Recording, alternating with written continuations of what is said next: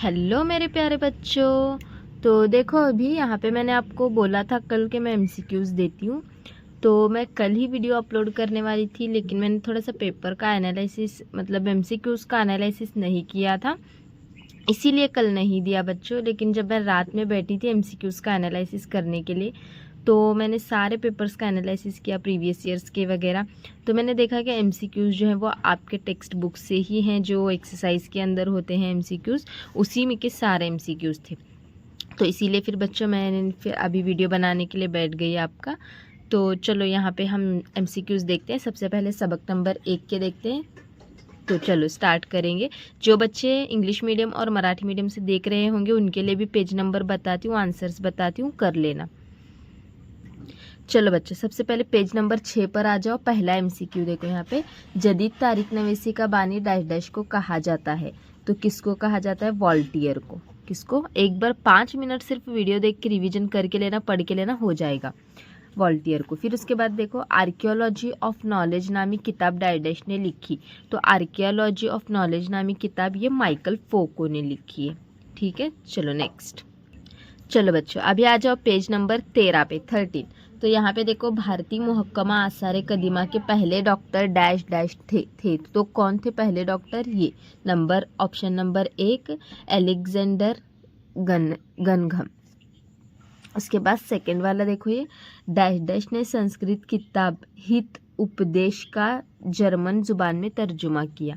तो इसका आंसर है ऑप्शन नंबर बी फ्रेडरिक मैक्सम्यूलर। चलो बच्चों अभी पेज नंबर 21 पे आओ। 21 पे देखो, दुनिया का सबसे कदीम अजायब घर डैश डैश में डैश डैश शहरी खुदाई के दौरान दरियाफ्त हुआ। तो ऊर कौन सा है? ऊर, ऑप्शन सी ऊर। उसके बाद भारत का कौमी दस्तावेज का मुहाफिज खाना डैश डैश में है। तो इसका आंसर है दिल्ली, ऑप्शन ए दिल्ली। अब बच्चों आ जाओ पेज नंबर 31 पे। 31 पे देखो, फ़ने मुसव्वरी और फ़ने संग तराशी का शुमार डैश डैश में होता है।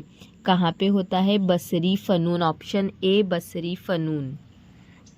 उसके बाद यहाँ पे देखो, संग तराशी का मुथरा तर्ज डैश डैश अहद में वजूद में आया है। इसका ऑप्शन ए किशान।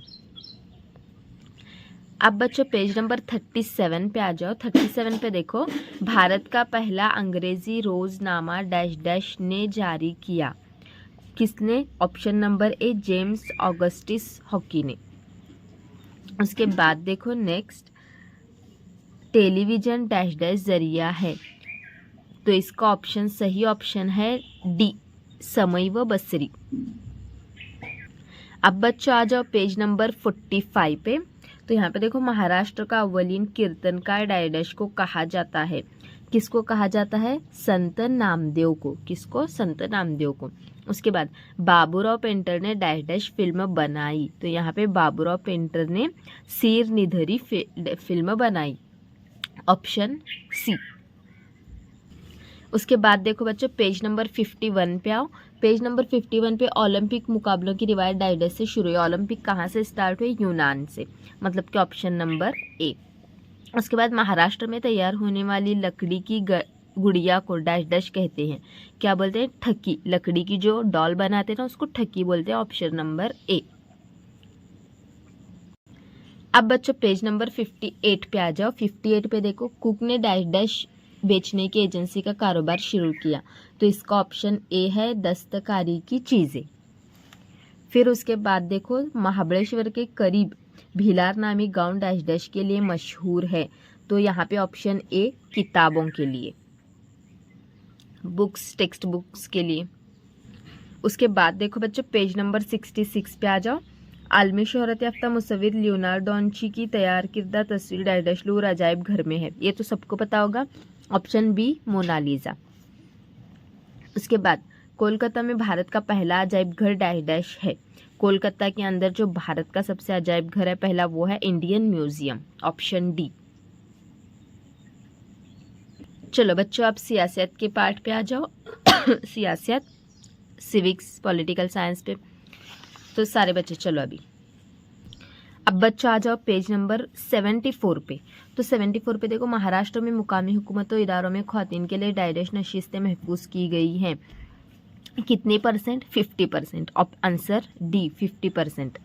उसके बाद झील के किस कानून के ज़रिए ख़वातीन को अपनी आज़ाद बरकरारी रखने और ज़ाती तरक्की के लिए साजगार माहौल फराहम किया गया है? तो इसका सही जवाब है ऑप्शन बी, जहेज़ के मुखालिफ। उसके बाद बच्चों नेक्स्ट पेज नंबर 80 पे आओ। पेज नंबर 80 पर इलेक्शन कमीशन की नामजदगी डैश डैश करता है कौन? ऑप्शन ए सदर जमहूरिया। क्या है? ऑप्शन ए सदर जमहूरिया। उसके बाद देखो, आज़ाद भारत में पहले चीफ इलेक्शन कमीशन के तौर पर डैश डैश को नामजद किया गया। तो इसका सही ऑप्शन जो है सी, सुकुमार सेन। उसके बाद हल्का इंतखाब तश्कील देने का काम इलेक्शन कमीशन की डैश डैश कमेटी अंजाम देती है। तो इसका सही ऑप्शन है बी, हदबंदी। चलो बच्चों, पेज नंबर 90 यानी कि 90 पे आ जाओ।